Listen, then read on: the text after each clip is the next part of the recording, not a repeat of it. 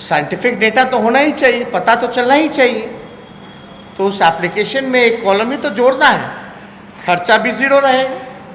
या तो वो करवा लें, या तो राज्य सरकार या नीतीश कुमार जी कैबिनेट में ला करके प्रस्ताव जो है वो पारित कर दें। और चेहरे का क्या काम, जब कोई काम ही निर्णय ही नहीं ले पा रहे खुद से, तो आप समझ सकते हैं जब सर्वसम्मति से पास है, बोलते हैं कि हम करेंगे, तब भी ये चीज़ नहीं कर पा रहे हैं। हम तो 48-72 घंटे का समय दे रहे हैं मुख्यमंत्री को कि हमको बुलाएं, वरना आगे की रूपरेखा हम आप लोगों को बताएंगे। जातीय जनगणना को लेकर बिहार में सियासत लगातार जारी है। बीजेपी ने इसे लेकर पहले ही अपना रुख साफ कर दिया है कि जातीय जनगणना नहीं कराई जाएगी, मगर उसकी सहयोगी जनता दल यूनाइटेड और राष्ट्रीय जनता दल जातीय जनगणना कराने के पक्ष में लगातार आवाज उठा रही है। साथ ही मुख्यमंत्री नीतीश कुमार भी इसका समर्थन करते हुए जातीय जनगणना कराने की बात कई बार कह चुके हैं। वहीं पटना में राजद नेता तेजस्वी यादव जातीय जनगणना के मसले पर अब आर या पार के मूड में आ गए हैं। तेजस्वी यादव ने सोमवार को ही ऐलान किया था कि वह पटना से दिल्ली तक पैदल यात्रा करेंगे। अगर जातीय जनगणना की मांग पूरी नहीं हुई तो तेजस्वी यादव ने सड़क पर उतरने की चेतावनी दी थी। लेकिन आज तेजस्वी ने एक कदम आगे बढ़ते हुए मुख्यमंत्री नीतीश कुमार को 72 घंटे का अल्टीमेटम दे दिया है। तेजस्वी यादव ने कहा कि बिहार में जातीय जनगणना को लेकर जल्द ही फैसला होना चाहिए। उन्होंने कहा कि नीतीश कुमार जातीय जनगणना पर अगले 72 घंटे में अपना स्टैंड साफ करें। अब इसमें देरी बर्दाश्त नहीं की जा सकती है। नीतीश कुमार को तत्काल कैबिनेट की बैठक बुलाकर बिहार में जातीय जनगणना कराने का फैसला लेना होगा। अगर ऐसा नहीं हुआ तो हम सड़क पर उतरने को तैयार है। तेजस्वी ने कहा कि विधानसभा से इस पर प्रस्ताव पारित हो चुका है। खुद पाठ है भाई, आरसीपी सिंह मंत्री हैं केंद्र में, करवा ले, क्यों नहीं करवा पा रहे हैं? एक कॉलम ही तो जोड़ना है, खर्चा नहीं होना कुछ भी। अब बताइए, आसाम में जाके गृह मंत्री जी कह रहे हैं कि ऐप बनेगा, ऑनलाइन जो है वो सर्वे करेंगे कि क्या करेंगे नहीं करेंगे। रे भाई, अगर एप्लीकेशन भी बन रहा है तो एप्लीकेशन में भी एक कॉलम जुड़वा दीजिए। एक कॉलम तो जुड़ ही ना सकता एप्लीकेशन में। जो खर्चा है, और साइंटिफिक डेटा तो होना ही चाहिए, पता तो चलना ही चाहिए। तो उस एप्लीकेशन में एक कॉलम ही तो जोड़ना है, खर्चा भी ज़ीरो रहेगा। या तो वो करवा लें, या तो राज्य सरकार या नीतीश कुमार जी कैबिनेट में ला करके प्रस्ताव जो है वो पारित कर दें। नहीं तो अपनी स्थिति स्पष्ट करें, बोल दें कि हम बड़े कमज़ोर हैं, हम पे भारी दबाव है, हम अपने कुर्सी के लिए कुछ नहीं कर सकते, यही बोल दें। लेकिन हमको इंतज़ार रहेगा कि 48 घंटे और 72 घंटे के अंतर हमको समय देते हैं कि नहीं देते हैं।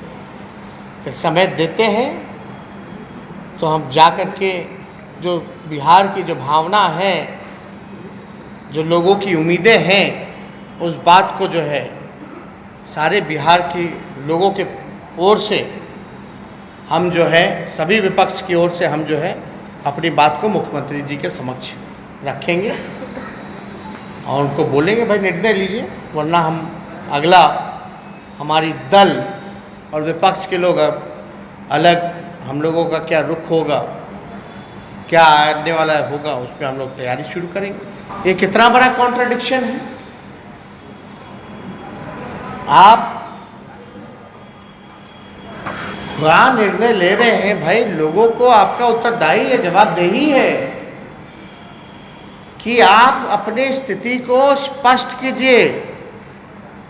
आप बताइए कि आप कराएंगे कि नहीं कराएंगे, और कराएंगे तो कब करेंगे। इसमें हम इस प्रेस कॉन्फ्रेंस के माध्यम से हम मुख्यमंत्री जी को कहना चाहते हैं कि 48 घंटे से 72 घंटे के बीच में आप हमको बुलाइए। अगर आप नहीं बुलाते हैं तो हम आपसे समय मांगेंगे। इस प्रेस कॉन्फ्रेंस के बाद जो है मुख्यमंत्री से हम समय मांगेंगे और 48 घंटे के अंदर और 72 घंटे के अंदर जो है वो हमको समय दें और पूरी बात बताएं, इरादा बताएं कि क्या करना चाहते हैं। अभी ऑफिशियल भी हम जो है इस प्रेस कॉन्फ्रेंस के बाद मुख्यमंत्री से समय मांगेंगे। और हम लोग देखिए, कोई डीले टैक्टिक्स इनके स्ट्रैटेजी में फंसने वाले लोग नहीं हैं। हम इनके बहकावे में, झांसे में हम लोग नहीं आएंगे। अगर समय नहीं मिलता है 48 घंटे और 72 घंटे के भीतर, तो हम जो है आगे की रूपरेखा जो है इसको लेकर के हम लोग तय करेंगे। हम सब लोग पार्टी के लोग हैं, यहाँ उपस्थित हैं, और देखते हैं, इंतज़ार है कि मुख्यमंत्री जो है समय देते हैं कि नहीं देते हैं। लेकिन अद्भुत है कि इतना कुछ हो जाने के बाद भी कि क्या कारण है, या ताकत नहीं है मुख्यमंत्री को। एनडीए का चेहरा है वो, और चेहरे का क्या काम जब कोई काम ही निर्णय ही नहीं ले पा रहे खुद से। तो आप समझ सकते हैं, जब सर्वसम्मति से पास है, बोलते हैं कि हम करेंगे, तब भी ये चीज़ नहीं कर पा रहे हैं, तो और सारी चीज़ों में बिहार सरकार कैसे चल रही है, बिहार के लोग क्या झेल रहे हैं, ये साफ दिखाता है कि मुख्यमंत्री जी पूरी तरीके से जो आरएसएस नागपुर से दिल्ली तो चल ही रहा, लेकिन इनके काम करने के तरीके से ऐसा लग रहा है कि बिहार सरकार भी नागपुर से चल रही है। वहीं तेजस्वी यादव ने यह भी कहा कि बंटवारा और तनाव का वातावरण देश में बनाया जा रहा है। असल मुद्दे से ध्यान भटकाने और जहर फैलाने की बात की जा रही है। महंगाई, पलायन, गरीब, बेरोजगार, जातीय जनगणना, बिहार को स्पेशल पैकेज जैसे कोई भी मुद्दे पर चर्चा नहीं हो रहा है। चर्चा मंदिर, मस्जिद, लाउडस्पीकर और बुलडोजर की कर रहे हैं। हम विपक्ष में हैं, ऐसे में जनता के मुद्दे को उठाने की जिम्मेदारी हमारे ऊपर है। हम यह मुद्दा उठाते रहेंगे। चर्चा कर रहे हैं मंदिर मस्जिद की, चर्चा कर रहे हैं लाउडस्पीकर की, चर्चा कर रहे हैं बुलडोजर की, लेकिन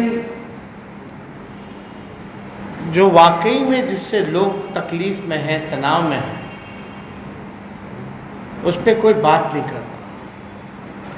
हम विपक्ष में हैं, हम मजबूत विपक्ष हैं, और हमारा कर्तव्य है कि जो जनता के सवाल हैं, जो जनता के मुद्दे हैं, उसको हम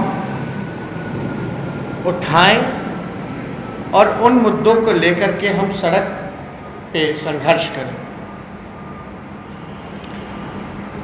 आप लोग सब लोग जान रहे हैं, कल जातीय जनगणना को लेकर के जब सवाल पूछा गया, तो इसमें हमने कहा था कि अब कोई उपाय नहीं बचता है कि हम लोग जो हैं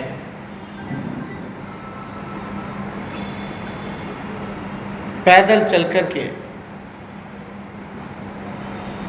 पद यात्रा करके दिल्ली कूच कर बेरोजगारी के सवाल पे और जातीय जनगणना के सवाल। अगर पूर्व में जाइएगा तो 2011-12 में लालू जी के प्रयास से उस समय की जो यूपीए 2 की सरकार जो थी, मनमोहन सिंह जी के नेतृत्व में, सोशो इकोनॉमिक और कास्ट सेंसस कराए गए थे।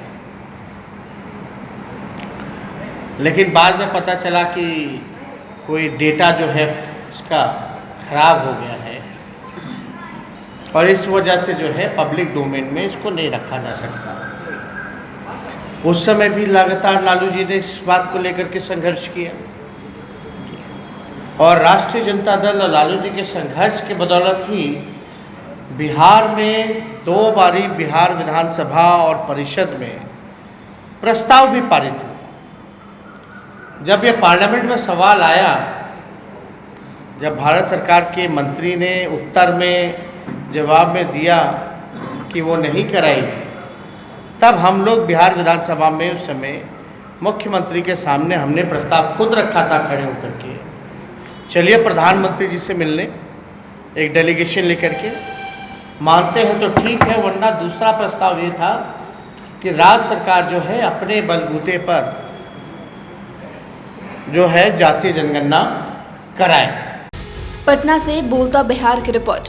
अगर अभी तक आपने हमारे चैनल को सब्सक्राइब नहीं किया है तो सब्सक्राइब करें। साथ ही अगर आप ये वीडियो फेसबुक के माध्यम से देख रहे हैं तो पेज को फॉलो करें।